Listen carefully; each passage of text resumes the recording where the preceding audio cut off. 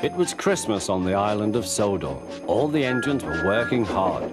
Thomas and Toby were busy carrying people and parcels up and down the branch line. Everyone was happy. Only the coaches, Annie and Clarabelle, were complaining.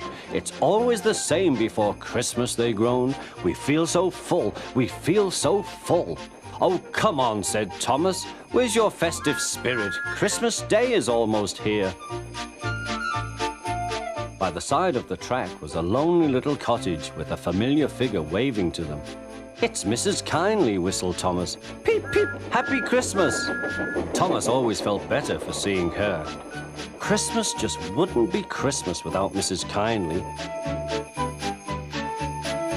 When work was over, Thomas went to see the other engines. All their coats had been polished.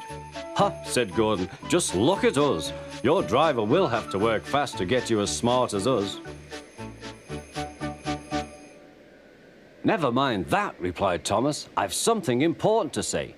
Do you realize it's a whole year since Mrs. Kindly saved us from a nasty accident? You remember when she was ill in bed and... Yes, of course, interrupted Edward. You told us how she waved her red dressing gown out of her window to warn you about a landslide ahead. And you and Toby gave her presents, Percy joined in. And the fat controller sent her to Bournemouth to get better. But, said James and Henry together, the rest of us have never thanked her properly.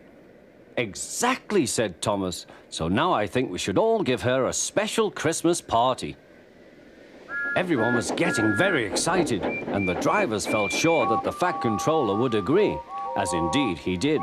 The engines were all busy making plans when silence fell. The fat controller had bad news. The weather's changed badly. Mrs. Kindly is snowed up. Toby says he'll help to rescue her. You must help too, Thomas. There's no party unless you do. Thomas hated snow, but he said bravely, I'll try, sir. We must rescue her. We must. There's a good engine. You and Toby will manage splendidly.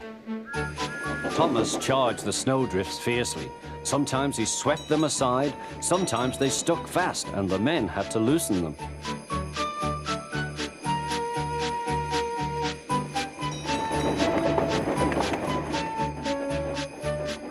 But at the cutting near the cottage, they could go no further. Look at that, exclaimed Thomas's fireman. Peep, peep, peep, here we are, whistled Thomas. An answering wave came from an upstairs window.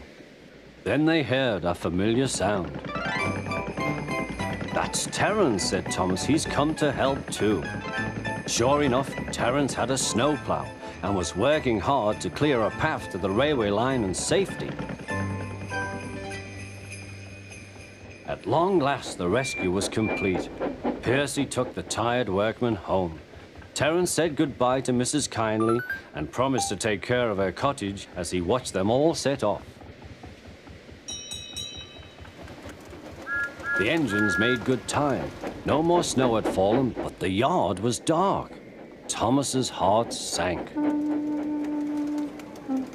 Suddenly, all the lights went on. What a marvelous sight awaited Mrs. Kindly. Well done, said the fat controller. I'm really proud of you all. Mrs. Kindly especially thanked the smaller engines. Thomas and Toby are all friends, she said. And now, Percy, you are my friend too. Percy was very pleased. 3 cheers for Mrs. Kindly, he called. Peep, peep, peep, they all whistled. We wish you a Merry Christmas. We wish you a Merry Christmas. We wish you a Merry Christmas and a Happy New Year. Thomas the tank engine and his friends thought it was the best Christmas ever, and Mrs. Kindly could think of nowhere she would rather live than here with them on the island of Sodor.